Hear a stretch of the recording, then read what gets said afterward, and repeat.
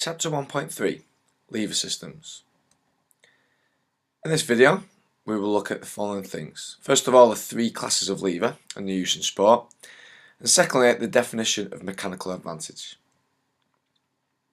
So then, lever systems. As we've looked at already, the bones and the muscles in the body work together in order to provide movement, and this is done by forming levers. Okay, so a lever is a rigid structure that turns about a pivot, which on its own probably doesn't make a lot of sense at the minute, but once we go through this particular video, hopefully it'll become a lot clearer. So there are four different parts to a lever. These are the lever arm, the fulcrum, otherwise known as the pivot, the effort, and the load.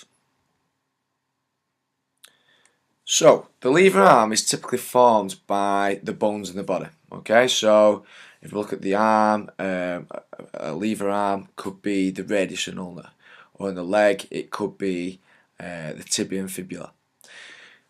When we look at the fulcrum or the pivot, this is represented by the joints of the body, so the elbow, the knee, the hip, the shoulder. These are the points in the body which the movement takes place. We then have the effort, which is provided by the muscles. When the muscles contract, this is providing the effort to move this particular lever or the lever arm. And then we have the load, which is the weight of the body parts that are moved, or the force needed to lift, push, or pull a particular movement or particular item. So we've got three different types of lever that we typically use within the body. We have the first class, second class, and third class lever systems, and they're all identified according to the positions of the fulcrum, effort, and load. Okay, so look at these in more detail. So looking at first class levers first, this is where the fulcrum is located between the effort and the load. So it's almost like a seesaw. So the fulcrum or the pivot, which in the case of the body, the joint is located bang in the middle of the lever arm. And then we have the effort, which is provided by the contraction of the muscles on one side, and the load, which we said is like the weight of the body parts that are moved, or the forces needed to push or pull things, is located on the opposite side. So in everyday life, an example would be the use of a crowbar. So the pivot would be the curved bit of the crowbar that would be kind of pushing or resting on the ground. We then have the small end of the crowbar that would get underneath a nail or something we're trying to remove. That would be provided by, or that would represent the load. And then the effort would be the longer end, which you'd be pushing down with your hand in order to create that particular movement. More so in sporting terms and in how we use our body. A good example is at the neck. So the fulcrum is obviously the neck joint. The effort of one side of the lever arm is provided by the muscle, which is the trapezius at the back of the neck. And then the load, which is the opposite end of the lever arm, is the weight of the cranium itself, which was obviously be pulling down. So a good example from sport of this particular lever in action would be in football if you are looking to flick on a header. So a long ball's been played up to maybe an attacker, and he's looking to flick it on to someone behind him.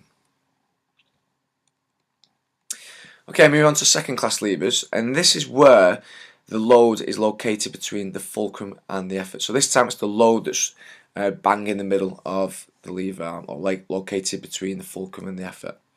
So in everyday terms, a good example of this would be the wheelbarrow. Okay, so we've got the fulcrum represented where the axle on the wheel would be on the wheelbarrow. Then we have the load, which is that kind of bucket container in the middle where you'd have soil or whatever item you've got in your wheelbarrow. And then the effort would be the handles where you're having to lift that particular weight up in order to move the wheelbarrow. In terms of our human body and its use in sport, a brilliant example of this is at the ankle.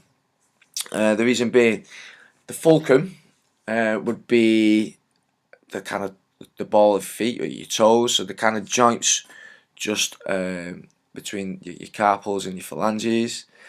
The load is your body weight, so the whole of your body mass that's acting down, and then the effort would be the gastrocnemius, which is contracting in order to lift your heel up and kind of cause that plantar flexion of the ankle.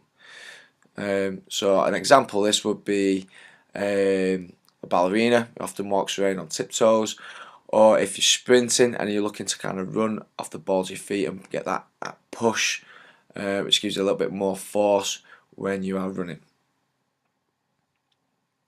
And finally, we have third class levers, okay, and this is where the effort is located between the fulcrum and the load. So this time it's the effort that is in the middle. Okay, so the example I've got from kind of everyday life is the fisherman who's got the rod kind of resting against his stomach, so that's causing the fulcrum, so that's where the movement's going to take place. We then have the effort of the fisherman trying to lift the rod up, okay, and then the load, which is the opposite end to the fulcrum, at the end of the lever arm. The load is provided by the weight of the fish that is, of course, trying to pull away from the hook and the line, okay. In human body terms and sporting terms, a brilliant example of this is at the elbow. The fulcrum being the elbow joint itself. The effort being the biceps, which is contracting to try and lift not only the kind of weight of the radius and the ulna, but also, as you can see, the dumbbell which the performer is trying to lift and perform a bicep curl with. Okay, and obviously the load is provided by the bicep curl and the lower arm itself. Okay, so this one, the fulcrum at one end, effort in between the fulcrum and the load. So that's the three classes of lever. The hardest thing now is actually trying to remember which order they are in. Okay, so a good way to remember this is with this particular diagram. So if we write down the letters FLE, so flee, and the numbers 1, 2, 3 directly underneath us. So flee, 1, 2, 3. The F and the 1, okay, right next to each other, and that represents a first class lever which has the fulcrum in the middle. The L and the 2 represents a second class lever where the load is in the middle, and the E and the 3 is a third class lever where the effort is in the middle. Okay, so if we can remember flee and 1, 2, 3, the numbers represent the type of lever, or the class of lever, sorry, and then the letters represent the particular feature of the lever that is in the middle of the lever arm. Next thing we need to know is what mechanical advantages. Okay, so basically levers are used to make a small force into a greater one.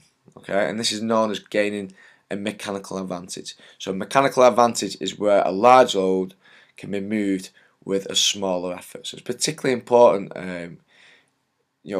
in how it's used by the human body, and more so how it's used in sport. So a kind of equation for working out mechanical advantage is load divided by the effort. Okay, so you shouldn't really need to apply that in the exam, but it is worth just making note of and being aware of. Okay, so that's a summary then of lever systems and mechanical advantage. What you need to do now is to fill in your flip learning mat, and more importantly, you need to watch this video a number of times so that when you come into the lesson, you fully understand the particular topic and we can look to apply it in greater detail.